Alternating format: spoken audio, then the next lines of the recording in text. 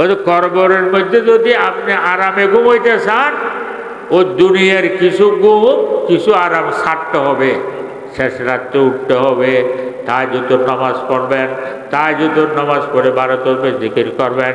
12 তাসবিহ জিকির করার নিয়ম হলো যে শেষ রাত্রে উঠবেন, শেষ রাত্রে উঠে তাহাজ্জুদের নামাজ পড়বেন, কমের মধ্যে 4 রাকাত, বেশির মধ্যে 12 রাকাত। তাহাজ্জুদের নামাজ পড়ে পশ্চিম মুখ করে বসবেন, 3 বার ইস্তেগফার পড়বেন, 3 বার দুরূদ শরীফ পড়বেন।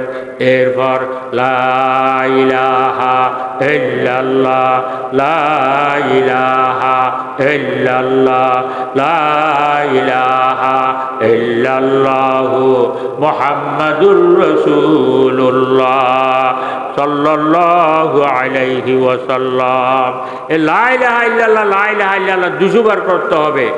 লা ইলাহা বলার সময় মনে মনে খেয়াল করতে হবে, ইয়া আল্লাহ, আমার কলব থেকে আপনি ব্যতীত যাহা কিছু আছে সবগুলো বের করে আমার পিঠের পেছনে ফেলে দিলাম। ইল্লাল্লাহ, ইয়া আল্লাহ, আপনাকে আমার কলবের মধ্যে জায়গা দিলাম। এভাবে খেয়াল করে করে 200 বার করতে হবে। এরপর ইল্লাল্লাহ ইল্লাল্লাহ ইল্লাল্লাহ ইল্লাল্লাহ ইল্লাল্লাহ ইল্লাল্লাহ ইল্লাল্লাহ ইল্লাল্লাহ 400 বার।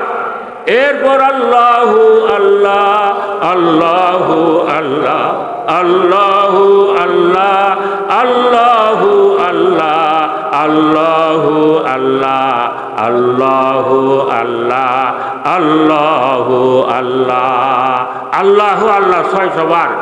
এরপর আল্লাহ আল্লাহ আল্লাহ আল্লাহ আল্লাহ আল্লাহ আল্লাহ আল্লাহ আল্লাহ আল্লাহ 100 বার। তাইলে কত হইল? লা ইলাহা ইল্লাল্লাহ 200 বার, ইল্লাল্লাহ ইল্লাল্লাহ 400 বার, 4 2 600 বার, আল্লাহু আল্লাহ 600 বার, 600 600 1200 বার, আল্লাহ আল্লাহ 100 বার, 1200 100 1300 বার। এটাকে 12 তাসবিহ জিকির বলা হয়।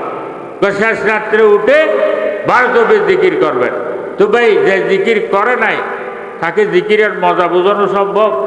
যে মিষ্টি মুখে দেয় নাই, আপনি যত অ্যাডভার্টাইজ করেন না কেন মিষ্টির মজা বুঝে আসবে? আর মিষ্টিটা মুখে দেওয়ার পর কোনো অ্যাডভার্টাইজের প্রয়োজন আছে? মিষ্টির মজা বুঝে এসে যাবে না? আচ্ছা, মিষ্টিটা খাওয়ার পর আপনি যদি জিজ্ঞেস করেন, বাবা তুমি মিষ্টিটা তো খাইলা, মজাটা কোন ধরনের আমাকে বুঝাই বলো, বুঝাই বলতে পারবে? কি জন্য? কতগুলো জিনিস আছে যে খায় সে মজাটা উপভোগ করতে পারে, ওগুলো কাউকে বুঝাইতে পারে না। কথা বুঝে আসছে? তো যে জিকির করে না তাকে জিকিরের মজা বোঝানো সম্ভব নয়। আর জিকির যারা করে, যাদের কাছে মজা বুঝে আসে, ওইগুলো আর কাউকে বলার জিনিসও নয়। তারপরও আমাদের মুরব্বীরা আমাদেরকে মজা বুঝানোর জন্য চেষ্টা করতে দেন। হে দুনিয়ার মানুষেরা, এরা আমাদেরকে বলতে দেন, হে দুনিয়ার মানুষেরা, 12 তাসবিহ জিকিরের মজা যদি তোমাদের কাছে বুঝে না আসে, পরীক্ষামূলক ভাবে হলো 41 দিন না ছুটে মতো তুমি 12 তাসবিহ জিকির করি দেখো। 41 দিন না ছুটে মতো তুমি 12 তাসবিহ জিকির করলে লাভ কি হবে? सजर में हजर में तेरा रंग वो है, सजर में हजर में तेरा रंग वो है, जिधर देखता हूँ उधर तू है तू है, उधर तू है तू है, इधर तू है तू है, जिधर देखता हूँ उधर तू है तू है। 41 দিন পর দেখবা তুমি যেই জিনিসের দিকে তাকাও ওই জিনিসের মধ্যে ওই জিনিসের বানানোওয়ালা খোদাকে দেখবা। কথা বুঝে আসে? সেদিন বাবারা শেষ রাত্রে উঠবেন, তাহাজ্জুদের নামাজ পড়বেন, 12 তাসবিহ জিকির করবেন, এরপর আল্লাহর দরবারে কান্না আরম্ভ করে দিবেন। আপনার কান্নার দেরি আল্লাহ তাআলার মাফ করার দেরি নাই। আল্লাহ তাআলা হাদিসে কুদসির মধ্যে বলতেছেন, হে আমার বান্দারা, কান্না না আসলে কান্নার ভাঙ হইলেও ধরো, কোনো রকম কোনো মতো যদি 1 ফোঁটা জল মাছের ফাগের মতো কোনো রকম চিবি চাবি যদি ফেলাইতে পারছো, আরশ হইতে তাহাতুস সূরা পর্যন্ত আল্লাহ তাআলার যত মখলুক আছে সবগুলো কান্না আরম্ভ করে দেয়। আল্লাহ তাআলা জিজ্ঞেস করে, তোমরা কাঁদতেছ কেন? বলি, আল্লাহ, আপনার একজন গুনাহগার বান্দা জমিনের উপর বসে গুণগুলো সামনে রেখে সে কান্না আরম্ভ করে দিয়েছেন। তার চোখ থেকে এক ফোঁটা জল গড়াইয়া পড়ছে, সেজন্য আমরা কান্না আরম্ভ করে দিয়েছি। আল্লাহ তাআলা বলেন, তোমাদের কান্না বন্ধ করো। এরা বলে, খোদা আল্লাহ, তার গুনাহগুলো যতক্ষণ মাফ করে না দেবেন এতক্ষণ পর্যন্ত আমাদের কান্না বন্ধ হবে না। আল্লাহ তাআলা বলেন, হে আমার ফেরেশতারা, তোমরা সাক্ষী থাকো, আমার অমুক বান্দার জীবনের সমস্ত গুনাহ মাফ করে দিলাম। সেজন্য বাবারা, কান্নার দেরি আল্লাহ তাআলার মাফ করার দেরি নাই। সেজন্য বেশি বেশি করে কাঁদবেন, শেষ রাত্রে উঠে বেশি বেশি করে কাঁদবেন, গুনার দিকে তাকায় বেশি বেশি করে কাঁদবেন। হযরত খাজা ইজুল হাসান মওজুব রহমতুল্লাহ আলাইহি এত বড় বুজুর্গ শেষ রাত্রে উঠে কাঁদতেছে, বলে, হামারে গুনাহ সে বলর জদ জমিন, হামারে গুনাহ সে বলর জদ জমিন, ওয়ালাকিন তুই হ্যায় গফুরুর রহিম। সেজন্য বাবারা, এই শেষ রাত্রে উঠবেন, তাহাজ্জুদের নামাজ পড়বেন, সকালে ফজরের নামাজ জামাতের সাথে পড়ার জন্য চেষ্টা করব। এরপর কোরআন তেলাওয়াত করব। একদম বেশি না পাইলেও 1 লাইন হইলেও 2 লাইন হইলেও কোরআন তেলাওয়াত করবেন। এখন তো কোরআন তেলাওয়াত ঘর থেকে বেড়ে গেছে। কোনো ঘরের মধ্যে ইল্লা মাশাআল্লাহ জানি না কোন ঘরের মধ্যে আছে, এই আকসের ঘর থেকে কোরআন তেলাওয়াত বেড়ে গেছে। এখন কোরআন শরীফ পর্যন্ত ঘরের মধ্যে নাই, মসজিদের মধ্যে ফাটাই দিছে। ভাই, যে ঘরের মধ্যে কোরআন তেলাওয়াত হয় না, যে ঘরের মধ্যে নামাজ হয় না, ওই ঘর বলছে ঘর এটা খবর আর ঘরের মধ্যে কোনো পার্থক্য নাই। কথা বুঝে আসছে তো? সেজন্য কোরআন তেলাওয়াত করবেন, কমস কম সূরা ইয়াসিন শরীফটা করবেন। হাদিস শরীফের মধ্যে যে আছে যে দিনের শুরুতে অর্থাৎ ফজরের পরে এই সূরা ইয়াসিন শরীফ তেলাওয়াত করবে, তার পুরো দিনের যত হাজত আছে আল্লাহ তাআলা সবগুলো পুরো করে দিবে। তো সেজন্য কোরআন তেলাওয়াত করবেন, তাসবিহ তাহলিল পড়বেন, এই সব সময় আল্লাহর জিকিরের মধ্যে থাকবেন, আল্লাহর স্মরণের মধ্যে থাকবেন। আমি যেখানে থাকি না কেন আল্লাহ তাআলা আমাকে দেখতেছে। আইনামা কুনতুম ওয়া হুয়া মাআকুম ওয়াল্লাহু বিমা তা'মালুনা বাসীর। মুরব্বিয়ানে আযম এবং দূর দূরান্ত থেকে আগত ইসলাম প্রিয় ভাইয়েরা, আমি সর্বপ্রথম মহান আল্লাহ রব্বুল আলামিনের দরবারে শত কোটি শুকরিয়া জ্ঞাপন করছি, যিনি আমার মতো অগণ্যকে এই দামি জায়গা, দামি বৈঠক, দামি মানুষদের সামনে বসে দোয়া নেওয়ার জন্য সুযোগ দান করেছেন। আসলে যেই কোনো ভালো কাজে শরীক হতে পারা, এটা আল্লাহ পাক সুবহানাহু ওয়া তাআলার অসীম দয়া এবং মেহেরবানি যদি না হয় কারো পক্ষে সম্ভব নয়। না হয় আমাদের মতো কত মানুষ কত কাজে ব্যস্ত। এগুলো সবগুলোর থেকে আল্লাহ পাক সুবহানাহু ওয়া তাআলা আমাদেরকে বাঁচায় এমন এক বৈঠকের মধ্যে আসার জন্য তৌফিক দান করেছেন, যেই বৈঠকের মধ্যে আল্লাহ এবং আল্লাহর রসুলের কথাবার্তা আলোচনা, যেই বৈঠকের মধ্যে আল্লাহ এবং আল্লাহর রসুলের কথাবার্তা আলোচনা হয়, বৈঠক সেটার দাম কত?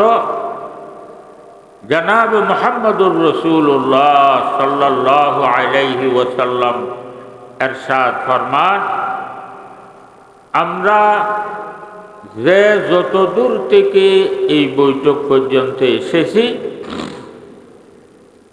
অতদূর জায়গা আমরা বেহেশতের দিকে কাছে করে নিয়েছি। তাই দেখেন কত দামি বৈঠক। এই বৈঠকের মধ্যে আমাদেরকে আসার জন্য, বসার জন্য, আল্লাহ এবং আল্লাহর রসুলের কথাবার্তা শোনার জন্য আল্লাহ তাআলা আমাদেরকে তৌফিক দিয়েছেন। এটা আল্লাহ পাক সুবহানাহু ওয়া তাআলার অসীম দয়া এবং মেহেরবানি ব্যতীত আর কিছু নয়। সেদিন আমরা শুকর আদায় করি আলহামদুলিল্লাহ। আমি যে আয়াত শরীফ তেলাওয়াত করেছি, মুফাসসিরিনে একরামগণ এই আয়াতের 7টা তাফসীর করেছেন। প্রথম তাফসীর করতেছেন আল্লাহ পাক সুবহানাহু ওয়া তাআলা ফরমান,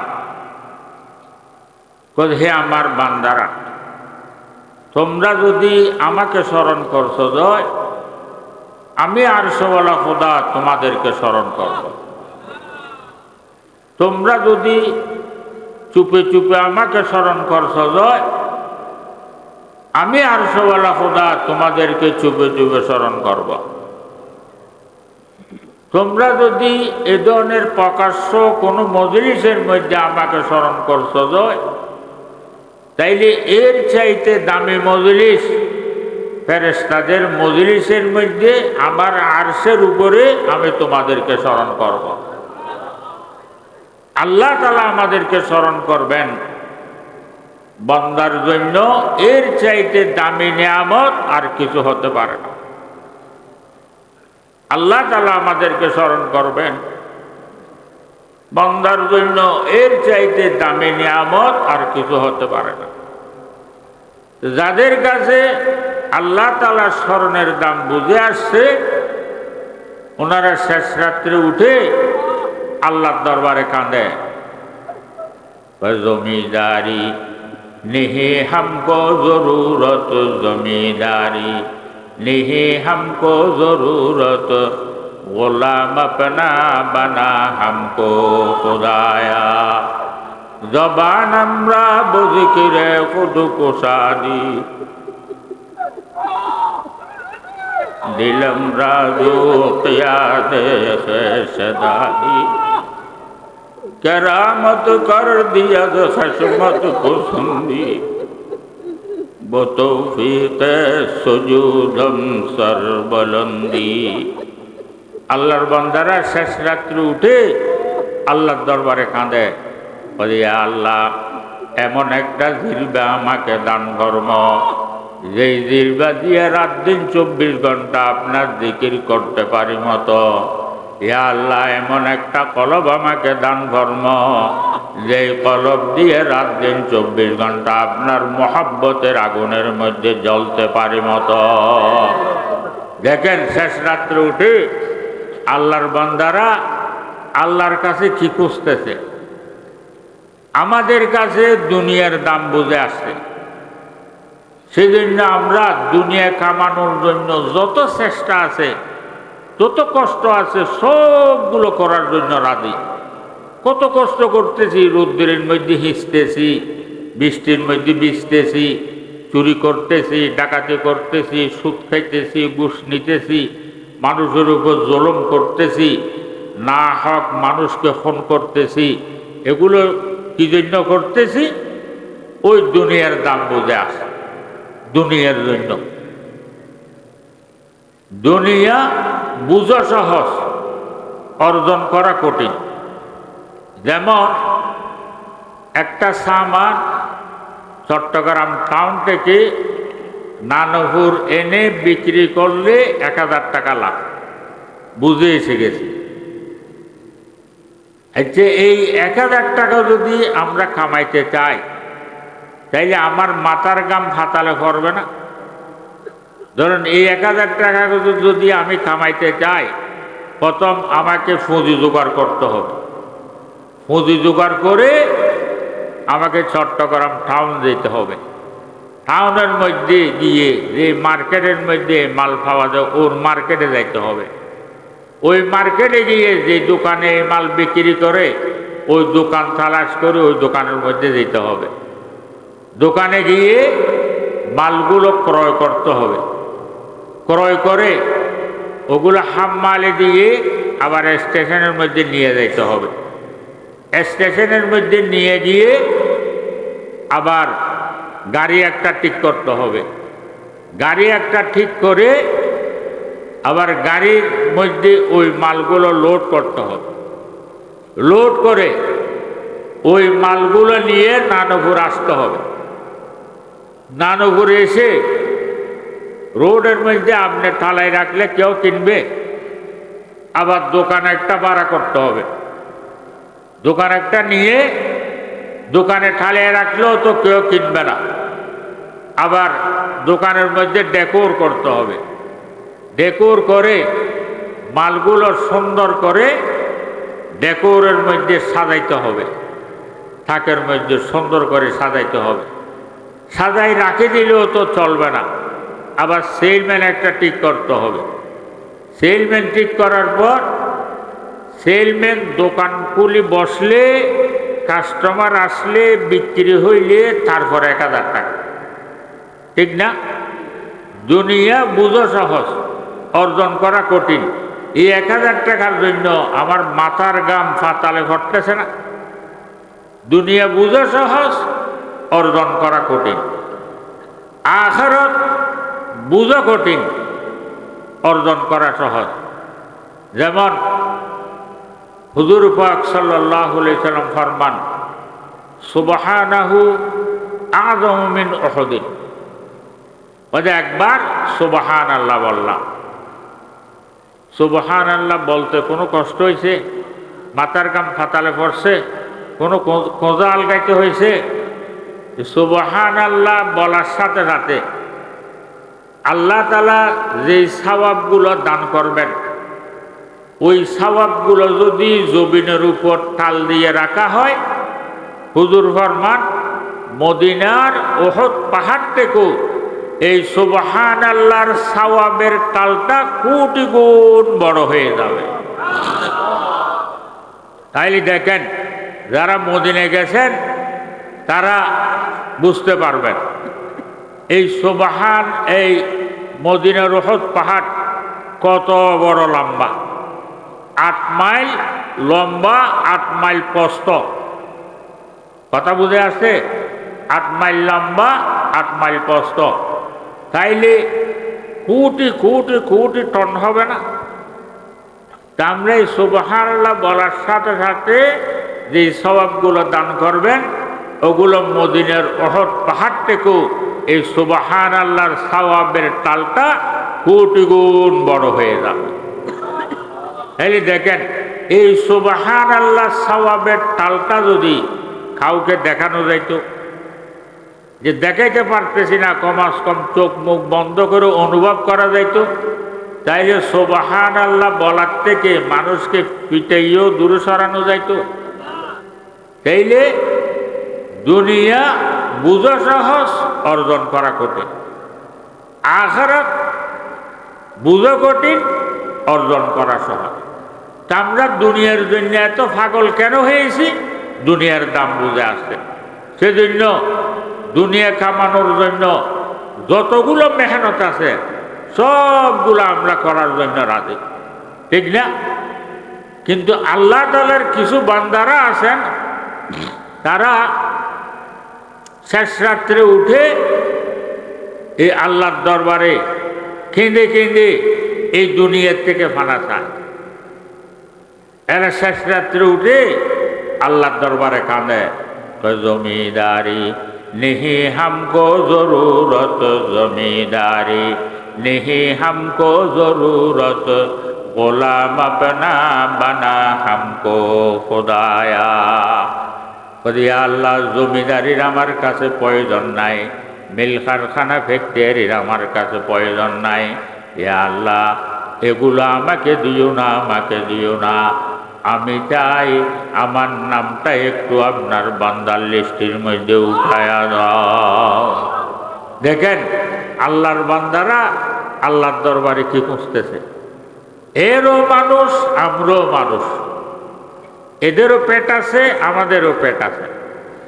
এদেরও সংসার আছে, আমাদেরও সংসার আছে। তা আমরা যে দুনিয়ার জন্য এত পাগল হয়ে গেলাম, এরা শেষ রাত্রে উঠে কেঁদে কেঁদে ওই দুনিয়ার থেকে ফানা যায়, কারণটা কি?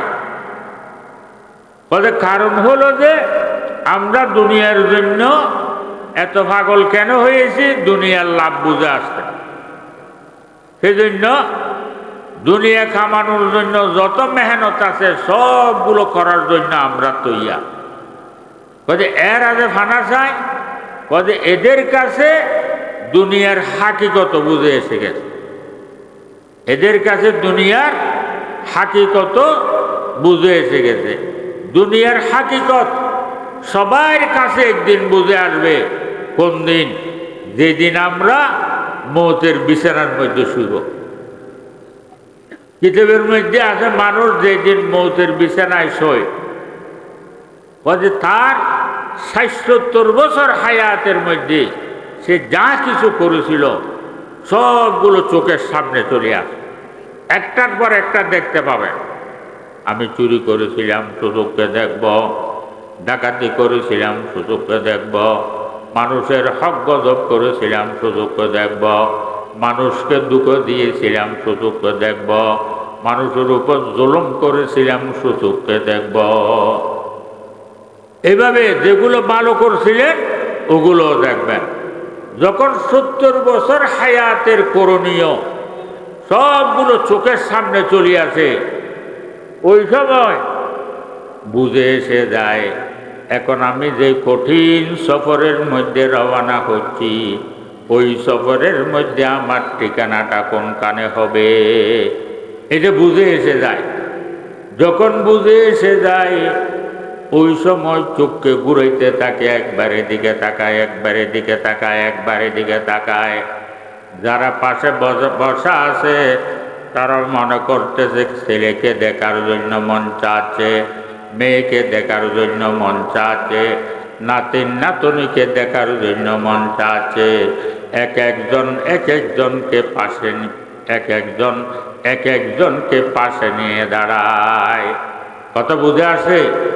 যাদের কাছে বুঝে আসছে ওনারা বলতেছেন যে ওই সময় কাউকে দেখার জন্য মন চাচ্ছে যে নয়, মৃত্যু ব্যক্তি ওই সময় প্রত্যেক জিনিসের দিকে তাকায় তাকায় সে আফসোস করতে থাকে। প্রত্যেক জিনিসের দিকে তাকায় তাকায় সে আফসোস করতে থাকে।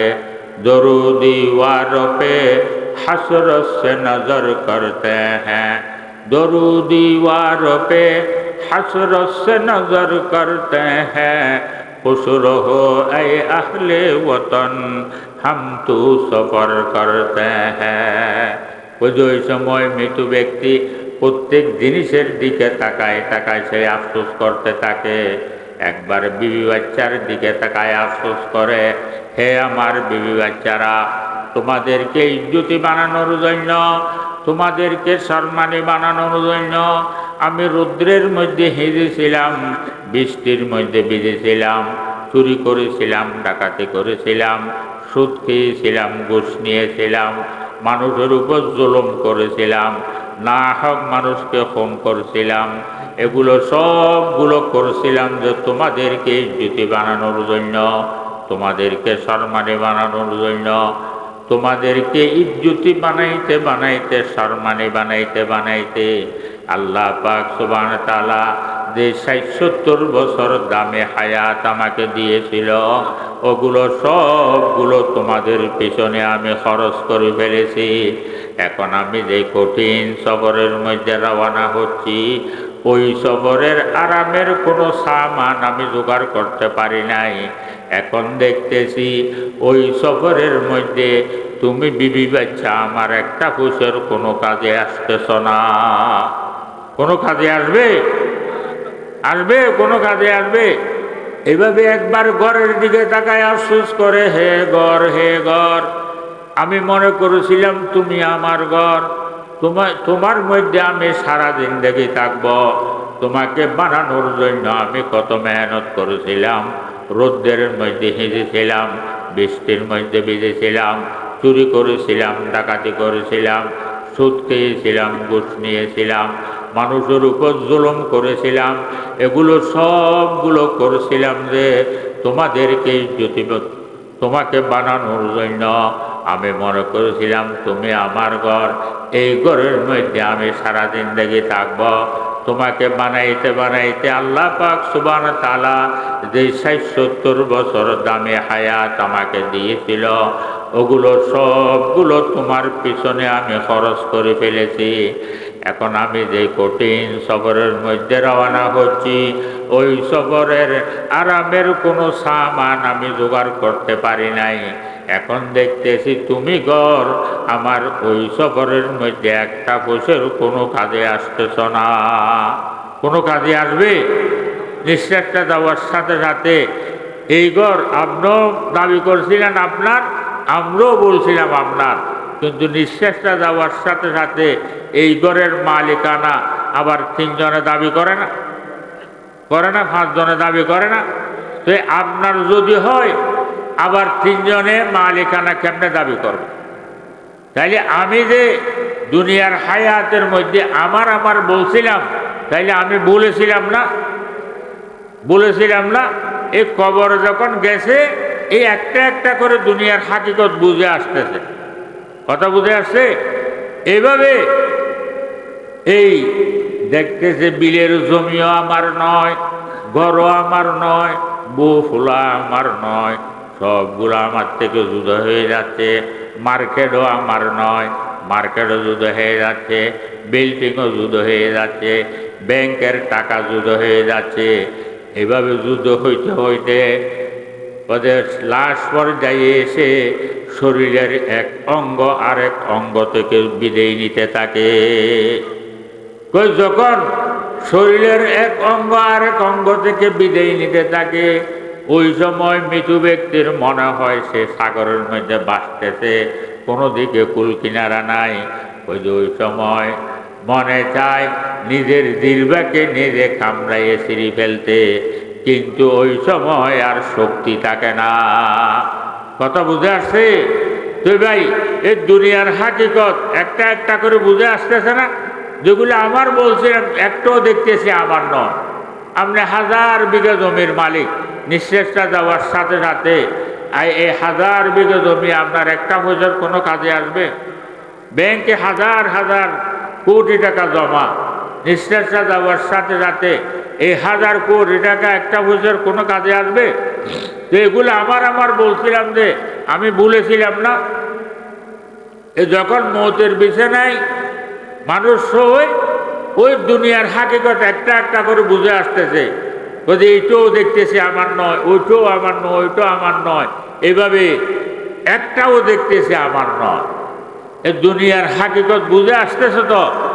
যাদের কাছে দুনিয়ার হাকিকত আগে বুঝে আসছে, আমরা যে দুনিয়ার জন্য এত পাগল হয়ে গেছি, এরা শেষ রাত্রে উঠে আল্লাহর দরবারে কেঁদে কেঁদে এই দুনিয়ার থেকে পানা যায়। जिसे चाहे तुझे दुनिया की दौलत, जिसे चाहे तुझे दुनिया की दौलत, हमें मस्त इबादत कर खुदाया। जिसे चाहे तुझे दुनिया की हशमत, हमें मस्त मोहब्बत कर खुदाया। এরা আল্লাহর দরবারে দোয়া করে, আল্লাহ আপনি ওয়াদা দিয়েছেন যে যেটা চাই তাকে সেইটা দান করবেন। ইয়া আল্লাহ, যে জমি চাই তাকে জমি দান করেন, যে টাকা চাই তাকে টাকা দান করেন, যে বিল্ডিং চাই তাকে বিল্ডিং দান করেন। ইয়া আল্লাহ, এগুলো আমাকে দিও না, আমাকে দিও না। আমি চাই আমার নামটা একটু আপনার বান্দার লিস্টের মধ্যে উঠায়া দাও। কথা বুঝে আসছে? সেই জন্য বাবারা আমরা যেগুলো নিয়ে পাগল হয়ে গেছি, মনে করতে যে সব আমার, কিন্তু এগুলো বাস্তবে একটাও আমার নয়। কথা বুঝে আসছে তো? তুই এই আয়াতের দ্বিতীয় তাফসীর করতেছেন, আল্লাহ পাক সুবহানাহু ওয়া তাআলা ফরমান, বলে হে আমার বান্দারা, তোমরা যদি আমাকে ইজ্জতের সাথে স্মরণ করছো, জয় আমি আরশওয়ালা খোদা তোমাদেরকে ইজ্জতের সাথে স্মরণ করব। আল্লাহ তাআলা যদি আমাদেরকে ইজ্জতের সাথে স্মরণ করে, বান্দার জন্য আর কোনো চিন্তার ব্যাপার আছে? কথা বুঝে আসছে? আল্লাহ যাকে ইজ্জত দে তাকে দুনিয়ার কেহ বেইজ্জত করতে পারে? তুই কিতাবের মধ্যে ঘটনা লিখতেছেন, মশহুর ঘটনা,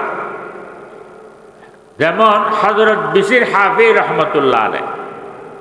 হযরত বিশির হাফি রহমতুল্লাহ আলাই একজন শরাবী ছিলেন, মাতাল।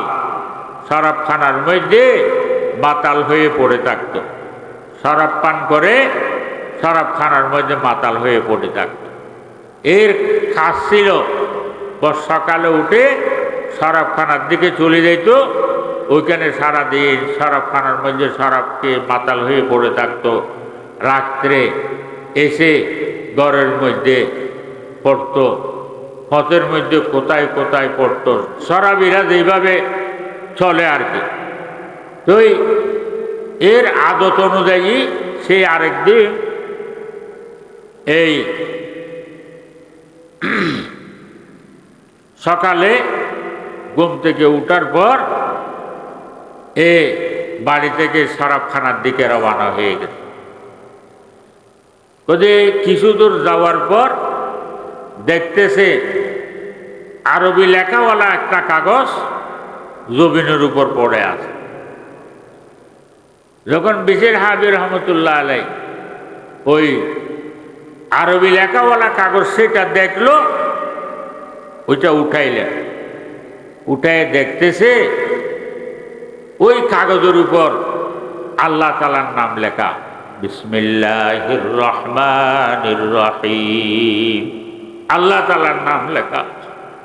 তো বিশির হাফি নিজে নিজে বলতেছে, হে বিশির, যে জমিনের উপর, যে আল্লাহ তাআলার জমিনের উপর আমি থাকতেছি, জিনার আসমানের নিচে আমি বসবাস করতেছি, জিনার সূর্যের আলো ব্যবহার করতেছি, জিনার ছাদের কিরণ ব্যবহার করতেছি, জিনার অগণিত নিয়ামত আমি ব্যবহার করতেছি, এমনকি আমার মাথা চুলেতে পায়ের তালু পর্যন্ত আমার বলতে পারবো যে সেই রকম কোনো জিনিস আমার কাছে নাই। সবগুলো আল্লাহ তাআলার দেওয়া নিয়ামত ব্যবহার করতেছি। তো ওনার নাম এভাবে জমির উপর পড়ে থাকবে আর মানুষ শুঁড়ি শুঁড়ি হাঁটবে, সেটা কেমন করে হতে পারে?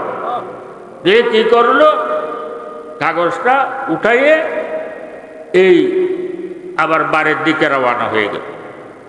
বাড়ির মধ্যে গিয়ে কাগজটার থেকে ধুলাবালি সবগুলো সাফ করলো।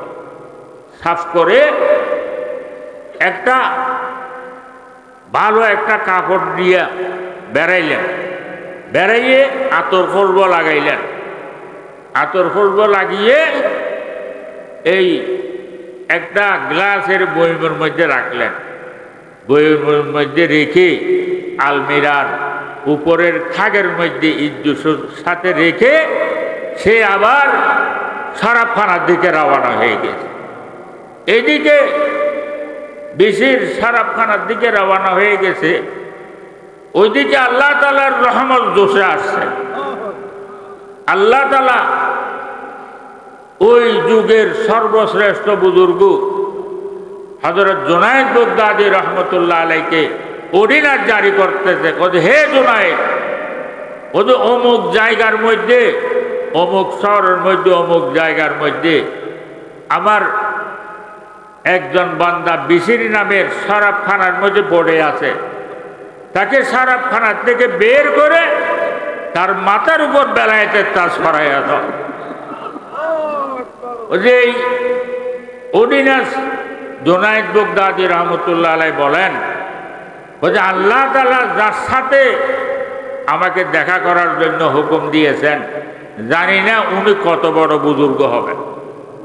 এই খুশিতে খুশিতে ওনার সাথে দেখা করার জন্য রওনা হয়ে গেছে, দৌড়তেছে। যেতে যেতে যেতে যেতে ওই এলাকার মধ্যে গেলেন, গিয়ে খোঁজ নিতেছেন যে এখানে বিশির নামের কোনো মানুষ আছে? যার কাছে জিজ্ঞেস করে সে বলে, হুজুর এখানে কোনো বিশির নামের কোনো মানুষ নাই। আর জুনায়েদ বাগদাদী রহমতুল্লাহ আলাই তো বড় আলেম, বড় বুজুর্গ, প্রত্যেক এলাকার মানুষ ওনাকে চিনে, ইজ্জতের সাথে ওনাকে মানে। এখন ওনারা মনে করতেছেন হুজুর যার তালাশ করতেছে উনিও তো ইজ্জতওয়ালা মানুষ হবে, সম্মানীওয়ালা মানুষ হবে। তো এইভাবে তালাশ করতে করতে করতে করতে সারাবি সে কোথায়, অমুক শরাবখানার মধ্যে মাতাল হয়ে পড়ে আছে, ওনাকে তালাশ করতেছি আমি। কেমনে যাব? আপনি এই রোড দিয়ে যান, ঠিকানাটা বাতাই দিছে। তো ওই হযরত জুনায়েদ বাগদাদী রহমতুল্লাহ আলাইহ গেছেন, গিয়ে শরাবখানার দরজার মধ্যে দরওয়ানের কাছে জিজ্ঞেস করতেছে, এখানে বিশির নামের কোনো লোক আছে? দরওয়ান বলে, হ্যাঁ আছে, বিশির নামের লোক একজন, তাকে আমি ডাকছি বলি বলো। তো দরওয়ান গিয়ে বিশিরকে বলছেন, জুনায়েদ বাগদাদী রহমতুল্লাহ আলাইহ শরাবখানার দরজার মধ্যে দাঁড়ানো, আপনাকে ডাকতেছে। এই কথা শোনার পর বিশির রাগ হয়ে গেছে দরওয়ানের সাথে। বেড়া তোর দেমাগ ঠিক নেই, পাগল তুই। জুনায়েদ বাগদাদী রহমতুল্লাহ আলাইহ হলেন আমাদের এলাকার মধ্যে সব চাইতে বড় আলেম, সব চাইতে বুজুর্গ, আর আমি হইলাম একজন সারাবি। জুনায়েদের সাথে আমার সাথে কি সম্পর্ক? কথা বুঝে আসছে? জুনায়েদের সাথে আমার সাথে কি সম্পর্ক? উনি কেন আমাকে তালাশ করবে? তুই দা ভালো করে জিজ্ঞেস করি আয়। তুই দরওয়ান এসে জুনায়েদ বাগদাদীকে বলতেছেন, আমি তো বিশিরকে ডাকছিলাম, বিশির এইভাবে এইভাবে বলছে। তো জুনায়েদ বাগদাদী রহমতুল্লাহ আলাইহ বলেন, তুমি গিয়ে বলো আমি সারাবি বিশিরকেই ডাকতেছি। এ কথা বলার পর দরওয়ান গিয়ে বলছেন, হুজুর বলছেন এই সারাবি বিশিরকে ডাকতেছেন। এ কথা বলার পর হযরত বিশির হাবি রহমতুল্লাহ আলাইহ আস্তে আস্তে দরজার মধ্যে আসছে, এসে জুনায়েদ বাগদাদীকে সালাম দিছে। সালাম দেওয়ার পর বলতেছেন, হে জুনায়েদ, তোমার সাথে আমার সাথে কি সম্পর্ক? তুমি একজন আল্লাহওয়ালা বড় আলেম, বড় বুজুর্গ, আর আমি হইলাম একজন শরাবি, সব সময় শরাব খেয়ে শরাবখানার মধ্যে পড়ে থাকে। তো তোমার সাথে আমার সাথে কি সম্পর্ক? তুমি কেন আমাকে ডাকতেছ? একথা বলার পর হযরত জুনায়েদ বাগদাদী রহমতুল্লাহ আলাইহ বলতেছেন, হে বিশির, তোমাকে আমি ডাকতেছি না, আরশওয়ালা খোদা তোমাকে ডাকে। এই কথা বলার সাথে সাথে জুনায়েদ হযরত বিশির হাবি রহমতুল্লাহ আলাইহ সেইটার মধ্যে পড়তে, শরাবখানার দরজার মধ্যে পড়ে কান্না আরম্ভ করে দিয়েছেন। छोड़ दी किश्ती तेरी, छोड़ दी किश्ती तेरी, रहमत की दरिया देख कर, छोड़ दी किश्ती तेरी, रहमत की दरिया देख कर, आ पड़ा हूँ दर पे तेरे, रहमत की सहारा देख कर। কান্না আরম্ভ করে দিয়েছেন। এই বিশির সেইটার মধ্যে পড়ে কাঁদতেছে। হযরত জুনায়েদ বাগদাদী রহমতুল্লাহ আলাইহ বলেন, হে বিশির, মাথা উঠাও। তো হযরত বিশির হাবি রহমতুল্লাহ আলাইহ বলেন, হে জুনায়েদ, আমি এই সেইটার মধ্যে পড়ছি, অতক্ষণ পর্যন্ত আমি মাথা উঠাবো না। যে খোদাই আমাকে শরাবখানার থেকে বের হওয়ার জন্য ডাক দিয়েছে, ওই খোদাই যতক্ষণ পর্যন্ত আমার গুনাহগুলো মাফ করে দিয়েছেন, আমি না শুনি অতক্ষণ পর্যন্ত মাথা উঠাবো না। বসে বসে কাঁদতে দেন। छोड़ दी किश्ती तेरी, रहमत की दरिया देख कर, छोड़ दी किश्ती तेरी, रहमत की दरिया देख कर आ पड़ा हूँ दर पे तेरे रहमत की सहारा देख कर। এবার কাঁদতেছেন, কাঁদতে কাঁদতে উপর থেকে আওয়াজ আসতেছে, কতে হে বেশির তোমার গুণগুলো আমি সবগুলো মাফ করে দিলাম। তুমি মাথা উঠাও। কদে কি জন্য? কদে তুমি আল্লাহ তাআলাকে এই ইজ্জতের সাথে স্মরণ করেছ। আল্লাহ তাআলার নাম জমির মধ্যে পড়েছিল, তুমি জমি থেকে উঠাই ওই আলমিরার উপরে থাক, অর্থাৎ তোমার মাথার উপরে তুমি ইজ্জতের সাথে রেখেছ। এর পরিবর্তে আল্লাহ তাআলা তোমার নামকে জমি থেকে আল্লাহ তাআলার আরশের মধ্যে উঠায় নিছে। আল্লাহর আরশের মধ্যে উঠায় নিছে। আজ থেকে তুমি বেশির, আর তোমার হাত থেকে আল্লাহ তাআলা আজ থেকে তোমাকে, তোমার হাতে লক্ষ লক্ষ শরাবি শরাবখানার থেকে বের হবে, লক্ষ লক্ষ বেনমাজি তোমার হাতের মধ্যে এসে নামাজ ধরবে। কত লক্ষ লক্ষ আল্লাহ তাআলার গুনাহগার বান্দারা আল্লাহ তাআলার খাস বান্দা হবে। কথা বুঝে আসে? তো ভাই, আমরা যদি আল্লাহ তাআলাকে ইজ্জতের সাথে স্মরণ করি, তাহলে আল্লাহ তাআলা আমাদেরকে ইজ্জতের সাথে স্মরণ করবে না? এখন ওই সারাবি বিশিরের নাম নিতে আমরা হযরত বিশির হাফি রহমতুল্লাহ আলাইহি বলি। হাফি কেন বলে? উনি সব সময় ওই খালি পা হাঁটতেন। কি জন্য? ওনার যেই সময় উনি সেজদার মধ্যে পড়ছিল, যেই সময় ওনার তওবা আল্লাহ তাআলা কবুল করছিলেন, ওই সময় উনি খালি পা ছিলেন। সেই জন্য এরপর থেকে সে মওত পর্যন্ত আর কোনোদিন এ জুতা পরে নাই, খালি পা ছিলেন। সেজন্য সবাই ওনাকে বিশির হাফি রহমতুল্লাহ আলাইহি বলেন। তো সেজন্য বাবারা, আমরা সব সময় আল্লাহ তাআলাকে ইজ্জতের সাথে স্মরণ করব। আল্লাহকে ইজ্জতের সাথে স্মরণ করার অর্থ হলো যে শায়রিল্লাহ যেগুলো আছে সবগুলোর সাথে আমরা ইজ্জতের সাথে পেশ আসব।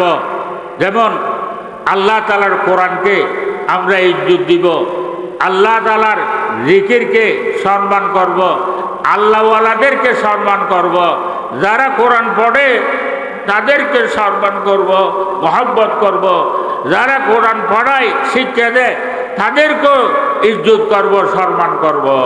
ইনশাআল্লাহ করব তো? ইনশাআল্লাহ। এই আয়াতের তৃতীয় তাফসীর করতেছেন আল্লাহ পাক সুবহানাহু ওয়া তাআলা ফরমান, কদে হে আমার বান্দারা,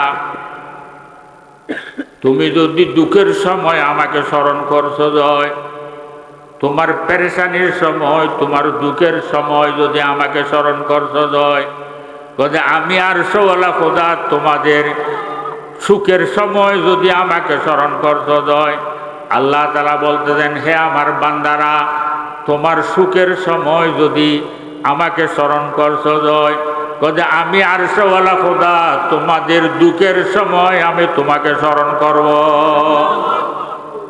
কিতাবের মধ্যে একটা ঘটনা লিখতেছেন, বনি ইসরাইলের একটি মেয়ে, জওয়ান মেয়ে, কোলের মধ্যে একটা ছোট দুধ পান করে শিশু কোলে নিয়ে পাহাড়ি এক রোড দিয়ে যাচ্ছিলেন। এমনি মেয়ে মানুষ, দুর্বল মানুষ, আরো কোলের মধ্যে একটা শিশু, দুধ পান করে শিশু, আরো পাহাড়ির রাস্তা, সাথে নিজের আপন কেহ নাই, রক্তের কেহ নাই, অপরও কেহ নাই, একদম খালি রোড দিয়ে যাচ্ছিলেন। যেতে যেতে কত দূর যাওয়ার পর হঠাৎ দেখতেছে একটি জীবিত বাঘ সামনে এসে দাঁড়াইছে। দাঁড়ানোর পর লেজ লাড়তেছে। এখন ভাই বলেন, বাঘ দেখছে যে মানুষ থেকে, আমরা বাঘ দেখি নাই যে মানুষ বেশি না? বাঘ দেশের মানুষ থেকে বাঘ দেখে নাই যে মানুষ বেশি না, তারপরও বাঘ না দেখলেও বাঘের কথা বলতে বলতে বাঘের ভয় মানুষের দিলের মধ্যে এমনভাবে বসে গেছে যে বাঘের নাম নিলেও মানুষের কাছে ভয় লাগে, ঠিক না? ছোট বাচ্চা আছে, বাঘ দেখা তো দূরের কথা, বাঘ কি জিনিস অনুভবও করতে পারে না, ঠিক না? কান্না করার সময় যদি কেহ বলে কান্না বন্ধ করো, বাঘ আসতেছে, সে বাঘের ভয়ে কান্না বন্ধ করে, ঠিক না? ওই ধরনের জীবিত একটা বাঘ যদি সামনে পড়ে তাইলে তার অবস্থা কি হবে? তুই বাঘে কি করছে? মেয়েটার উপর হামলা করেছে। হামলা করার পর মেয়ে মানুষ, দুর্বল মানুষ, তার থেকে ওই বাচ্চাটা ছুঁড়ে জমিনের উপর পড়ে গেছে। জমিনের উপর পড়ার সাথে সাথে বাঘে বাচ্চাটা মুখে নিয়ে দৌড় দিছে।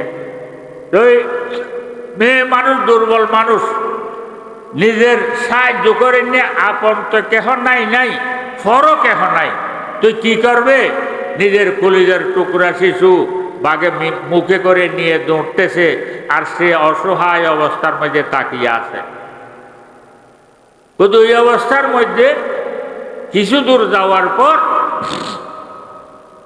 দেখতেছে গাছের আড়াল থেকে একটা জওয়ান লোক বের হয়ে বাঘের সামনে দাঁড়াইছে। বাঘের সামনে দাঁড়ানোর সাথে সাথে বাঘে ওই বাচ্চাটা মুখ থেকে ফেলে দৌড় দিছে, ভয়ে দৌড় দিছে। তো জওয়ান উনি বাচ্চাটাকে এই কোলের মধ্যে নিলেন, কোলের মধ্যে নিয়ে সোজা ওই মেয়েটার সামনে আসলেন। মেয়েটার সামনে এসে মেয়ের কোলের মধ্যে বাচ্চাটাকে দিয়ে সে আবার রওনা হয়েছে। যখন রওনা হয়েছে, মেয়েটা আর কথা না বলে পারল না। সে বলতেছে, হে ভাই, তুমি কে? এইসব যেই সময়ের মধ্যে আমার আপন কেহ সাহায্য করেন না, যেখানে নাই অপর নাই, আমার এত বড় মুসিবতের মধ্যে তুমি আমাকে এত বড় সাহায্য করলে, তুমি কে? তোমার পরিচয়টা একটু আমাকে দাও। উনি বলতেছেন, যে আমি হলাম একজন ফেরেশতা, যে আল্লাহ তাআলা আমাকে পাঠিয়েছেন যে আপনাকে সাহায্য করার জন্য। কি জন্য? তুমি একদিন সুস্থ অবস্থার মধ্যে, ভালো অবস্থার মধ্যে, ঘরের মধ্যে আরামে ছিলা, তো তুমি ঘরের মধ্যে এতটুকু খাবার ছিল যে কোনো রকম ওই খাবারগুলো দিয়া তোমার বুক নিবারণ হবে। কদু ওই খানাগুলো নিয়ে তুমি প্লেটের মধ্যে খাওয়ার জন্য বর্ষ, কদু লোকমাটা বানিয়ে মুখে দিচ্ছিলা। ওই সময় ঘরের বাইরে এক ফকির বেটা এসে ডাক দিলেন, আমি আজকে একদিনের উপবাস, খিদের যন্ত্রণা আর সহ্য করতে পারতেছি না। তোমার ঘরের মধ্যে যদি কোনো খাবার থাকে, আল্লাহর ওয়াস্তে আমাকে ওই খাবারগুলো দাও, আমি ওই খাবারগুলো খেয়ে আমার জীবনটা আমি রক্ষা করি। ওই সময় ওই মেয়ে লোকমা বানিয়ে মুখে দিচ্ছিলেন। এর আওয়াজ শুনে আবার লোকমাটা প্লেটে রেখে চিন্তা করতেছে, আল্লাহর ওয়াস্তে ফকির বেটা আমার থেকে কিছু চাইলো, জিনার সব কিছু আমার মধ্যেও আমার বলতে পারবো যে সেরকম কোনো জিনিস নেই, সবগুলো আল্লাহর দেওয়া নিয়ামত আমি ব্যবহার করতেছি। আল্লাহর দেওয়া ৬০-৭০ বছর দামে হায়াত আমি খরচ করতেছি। আল্লাহর ওয়াস্তে সে আমার কাছে কিছু চাইলো, তাকে তো ওয়াপেস দিতে, ফেরত দিতে লজ্জা লাগতেছে। তুই খাবারগুলা প্লেটের মধ্যে রেখে ওই প্লেটটা ফকির বেড়াকে দিয়ে দিল। তুই ফেরেশতা বলতেছেন, একদিন আল্লাহর ওয়াস্তে চাওয়ার কারণে তোমার মুখের লোকমা তুমি ফকির বেটাকে দিয়ে দিয়েছিলা। আল্লাহ তাআলা আপনার সুখের সময় যখন আপনি ফকির বেড়াকে নিজের মুখের লোকমা দিয়ে দিয়েছিলেন। বলে আজকে আপনার কোলের বাচ্চা, কোলের শিশু বাঘের মুখের মধ্যে বাঘের খোরাক হয়ে গিয়েছিল। বলে আল্লাহ তাআলা বাঘের মুখ থেকে কেড়ে তোমার কোলের মধ্যে দিয়ে দিয়েছে। কথা বুঝে আসে?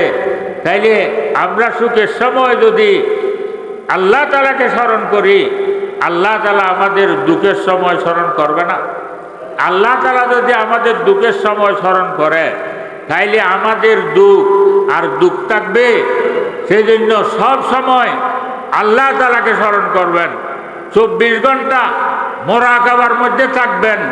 আইনামা কুনতুম ওয়া হুয়া মাআকুম ওয়াল্লাহু বিমা তা'মালুনা বাসীর। আল্লাহ তাআলা বলতেছেন, বান্দা তুমি যেখানে থাকো না কেন আমি তোমার সাথে আছি, তোমার কথা শুনতেছি, তোমাকে আমি দেখতেছি। তা আল্লাহ আমার কথা শুনতেছে, আল্লাহ আমাকে দেখতেছে, আল্লাহ আমার সাথে আছে।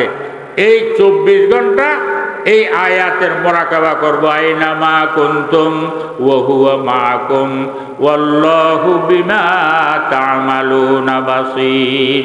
ওই যখন আল্লাহ আমাকে দেখতেছে, আল্লাহ আমাকে দেখতেছে, এই কথা জেহেনের মধ্যে বসে যাবে, সে আল্লাহর নারাজির কাজের মধ্যে একটা কদমও দিতে পারবে না। বলে কেমনে? ওদের নিজের চাকরের সামনে নিজে অশুভনীয় কাজ করতে লজ্জা লাগে না? নিজের চাকরের সামনে নিজে অশুভনীয় কাজ করতে লজ্জা লাগে না? ওদের নিজের চাকরের সামনে নিজে অশুভনীয় কাজ করতে লজ্জা লাগে। আর আল্লাহ হলেন আমার মালিক। আল্লাহর জমিনের উপর আমরা থাকতেছি, আল্লাহর আসমানের নিচে আমরা বসবাস করতেছি, আল্লাহর সূর্যের আলো ব্যবহার করতেছি, আল্লাহর চাঁদের কিরণ আমরা ব্যবহার করতেছি।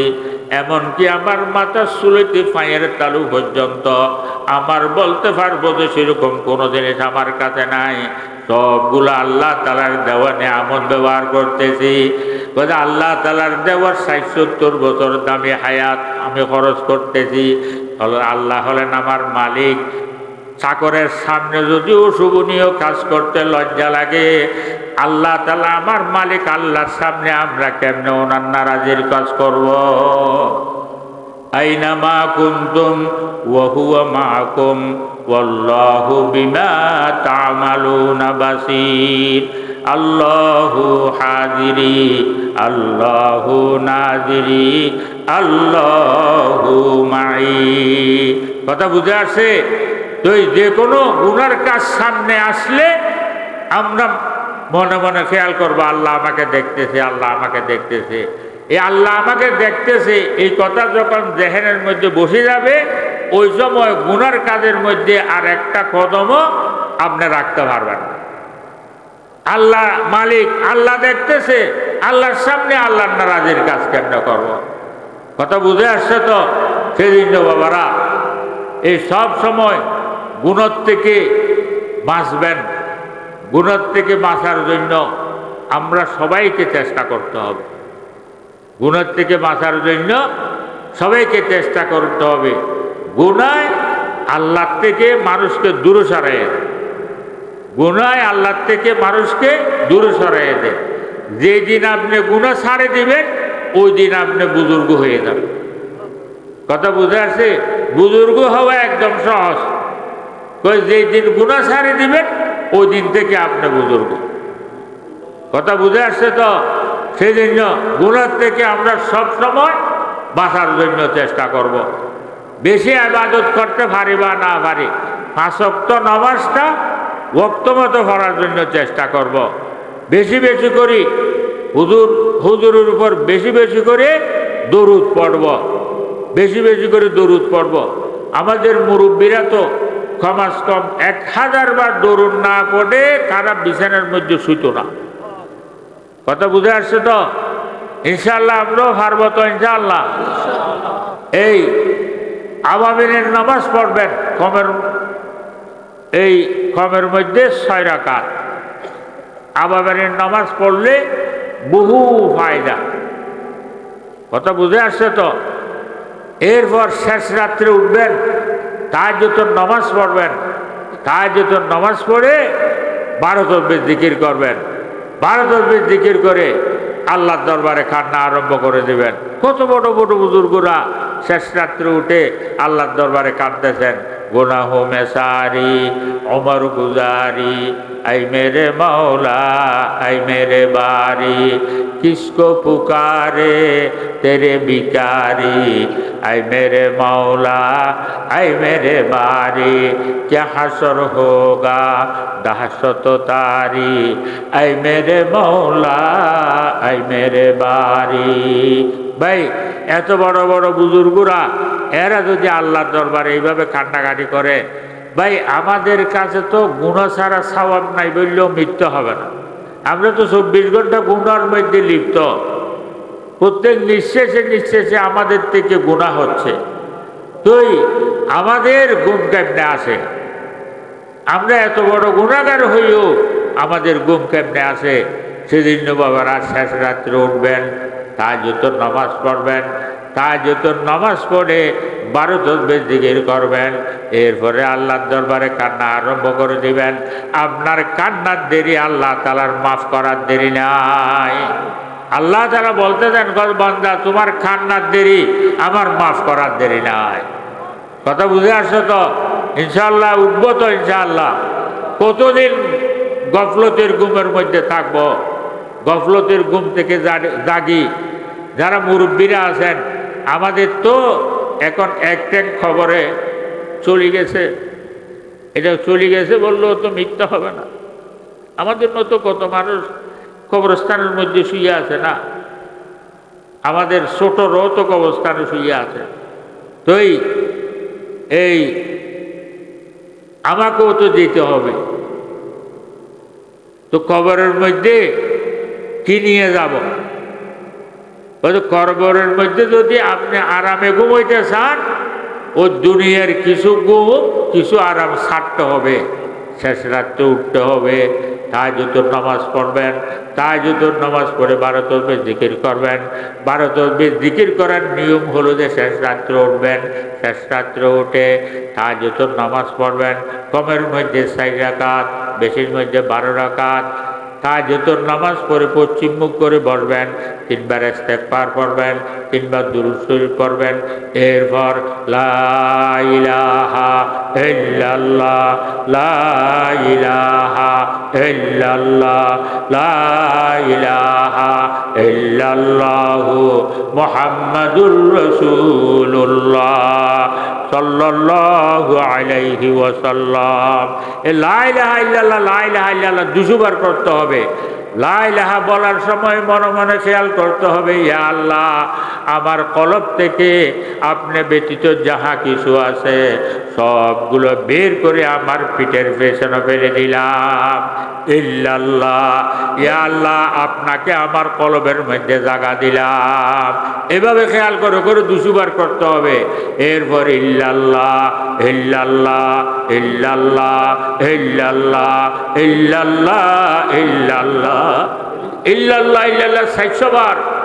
এরপর আল্লাহু আল্লাহ আল্লাহু আল্লাহ আল্লাহু আল্লাহ আল্লাহু আল্লাহ আল্লাহু আল্লাহ আল্লাহু আল্লাহ আল্লাহু আল্লাহ আল্লাহু আল্লাহ 600 বার। এরপর আল্লাহ আল্লাহ আল্লাহ আল্লাহ আল্লাহ আল্লাহ আল্লাহ আল্লাহ আল্লাহ আল্লাহ 100 বার।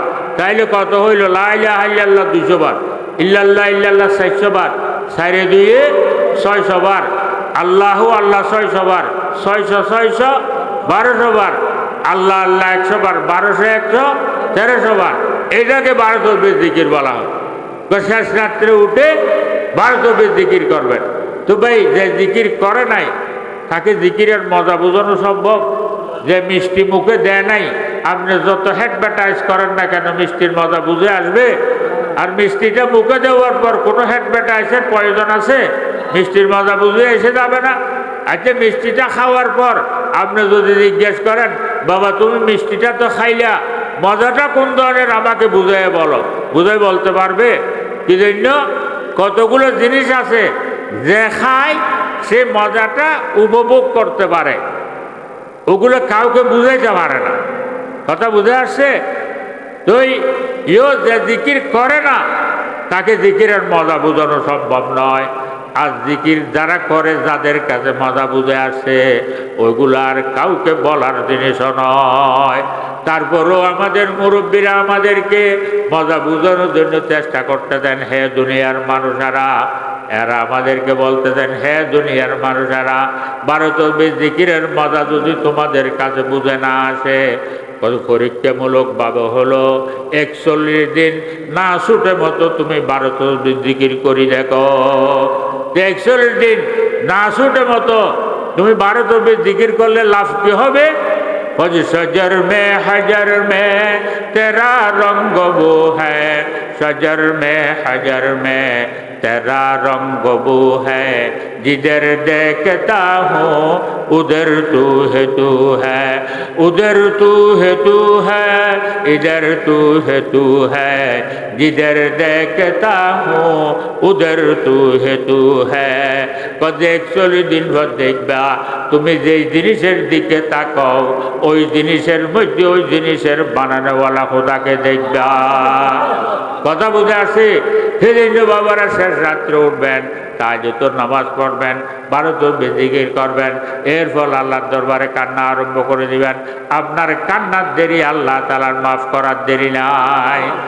আল্লাহ তাআলা হাদিসে কুদসির মধ্যে বলতেছেন, হে আমার বান্দারা, কান্না না আসলে কান্নার ভাঙ হইলেও ধরো, কোনো রকম কোনো মতো যদি 1 ফোঁটা জল মাছের ফাগের মতো কোনো রকম চিবি চাবি যদি ফেলাইতে পারছো যায়, আর সইতে তাহাজ্জুদ সরা পর্যন্ত আল্লাহ তাআলার যত মখলুক আছে সবগুলো কান্না আরম্ভ করে দেয়। আল্লাহ তাআলা জিজ্ঞেস করে, তোমরা কাঁদতেছ কেন? কই আল্লাহ, আপনার একজন গুনাহগার বান্দা জমিনের উপর বসে গুণগুলো সামনে রেখে সে কান্না আরম্ভ করে দিয়েছেন, তার চোখ থেকে এক ফোঁটা জল গড়াইয়া পড়ছে, সেজন্য আমরা কান্না আরম্ভ করে দিয়েছি। আল্লাহ তাআলা বলেন, তোমাদের কান্না বন্ধ করো।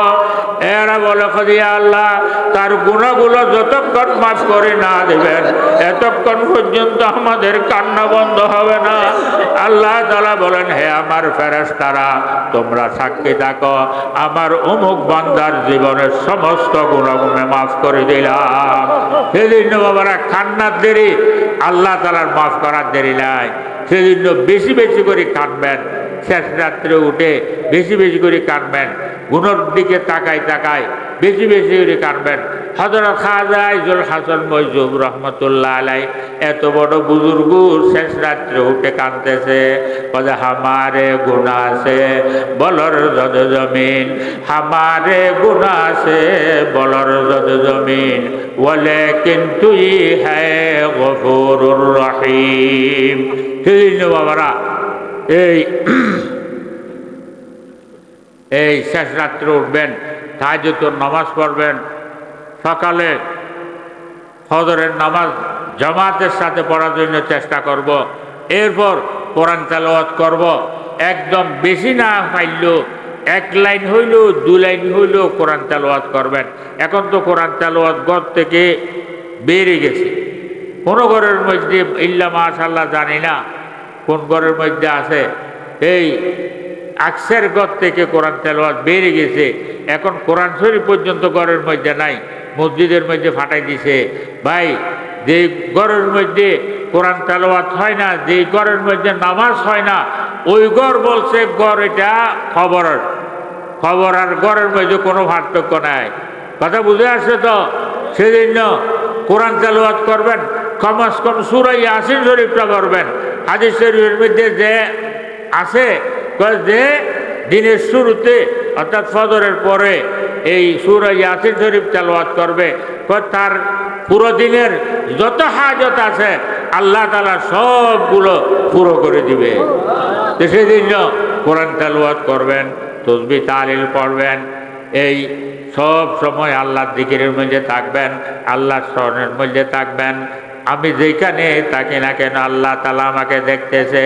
আইনা মা কুনতুম ওয়া হুয়া মাআকুম ওয়াল্লাহু বিমা তা'মালুনা বাসীর। সেই জন্য বাবারা, এই আপনারা এত দূর থেকে কষ্ট করে আসছেন ভাই, এখানে আমরা সবাই প্রতিজ্ঞা করি আজ থেকে ইনশাআল্লাহ আমরা 5 ওয়াক্ত নামাজ ওয়াক্ত মতো পড়ব। সবাই রাজি আছি তো ইনশাআল্লাহ? সব সময় মোরাকাবার মধ্যে থাকব, বেশি বেশি করে দুরূদ শরীফ পড়ব, বেশি বেশি করে তাসবিহ তাহলিল পড়ব।